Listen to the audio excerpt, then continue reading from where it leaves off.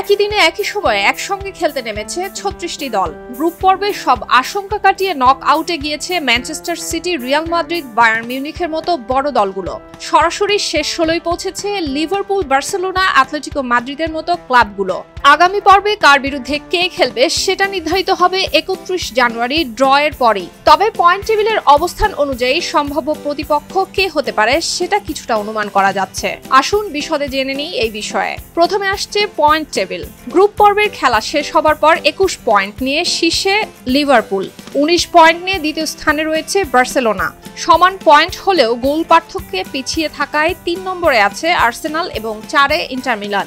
১৮ point নিয়ে পঞ্চম স্থানে আছে অ্যাটলেটিকো মাদ্রিদ। ৬ থেকে ৮ নম্বরে থাকা তিনটি দলেরই পয়েন্ট সমান, গোল পার্থক্যের জন্য একে অপরের থেকে তারা পিছিয়ে রয়েছে।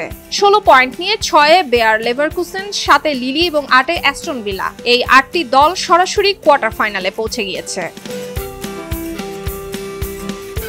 এবার দেখি প্লে অফ খেলবে কারা। ৯ থেকে ২৪-এর মধ্যে থাকা ১৬টি দল নিজেদের মধ্যে প্লে অফ খেলবে। ৮টি বিজয়ী দল যাবে কোয়ার্টারে, আর এই দলগুলোর মধ্যেই পয়েন্টের মোট ব্যবধান ৪। ৯ থেকে ১৩ নম্বরে থাকা ৫টি দলের আছে ১৫ পয়েন্ট। এরা হচ্ছে যথাক্রমে Atalanta, Borussia Dortmund, Real Madrid, Bayern Munich এবং এসি মিলান। ১৩ পয়েন্ট নিয়ে নক আউটে গিয়েছে পিএসজি। ১২ পয়েন্ট নিয়ে ২০ নম্বরে রয়েছে জুভেন্টাস।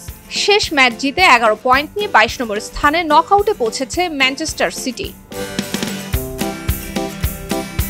কার বিরুদ্ধে কে খেলবে? চ্যাম্পিয়ন্স লিগের নকআউট পর্বের খেলা হবে ২ পর্বে। প্রথম পর্বের খেলা হবে ১১ এবং ১২ ফেব্রুয়ারি, দ্বিতীয় পর্বের খেলা হবে ১৮ এবং ১৯ ফেব্রুয়ারি। পয়েন্ট টেবিলের অবস্থান অনুযায়ী প্লে অফ ম্যান সিটির সম্ভাব্য প্রতিপক্ষ হতে পারে রিয়াল মাদ্রিদ বা বায়ার্ন মিউনিখ। জুভেন্টাস খেলতে পারে ইটালির আরেক দল এসি মিলানের বিরুদ্ধে। কোয়ার্টারে বার্সেলোনা বা লিভারপুলের প্রতিপক্ষ হতে পারে পিএসজি। এদিকে আর্সেনাল এবং ইন্টার মিলান খেলতে পারে জুভেন্টাস এবং এসি মিলানের বিরুদ্ধে। অ্যাটলেটিকো মাদ্রিদ বা লেভারকুসেন খেলতে পারে রিয়াল, বায়ার্ন বা ম্যান সিটির বিরুদ্ধে।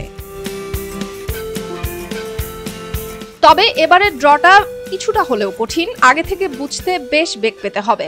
পয়েন্ট তালিকায় ৯ এবং ১০ নম্বর থাকা দল প্লে অফে খেলবে ২৩ বা ২৪ নম্বরে থাকা দলের বিরুদ্ধে, আর এটি ঠিক হবে ড্রতে। ধরা যাক ১১ এবং ১২ নম্বর থাকা দল অর্থাৎ রিয়াল মাদ্রিদ এবং বায়ার্ন খেলবে ২১ এবং ২২-এ থাকা কোনো একটি দলের বিরুদ্ধে। ড্রতে এদের বিরুদ্ধে ২১ এবং ২২ নম্বরে থাকা যে দলের নাম আসবে তাদের বিরুদ্ধে খেলবে। এছাড়া ১৩-১৪ খেলবে ১৯ বা ২০ এবং ১৫-১৬ খেলবে ১৭ বা ১৮ নম্বর দলের বিপক্ষে। আগামীকাল ড্রতেই নির্ধারিত হবে কে কোন দলের বিপক্ষে খেলছে। সুলতানা দিনা, খবরের কাগজ। খবরের কাগজ, নিখাত, নির্ভীক, নিরপেক্ষ।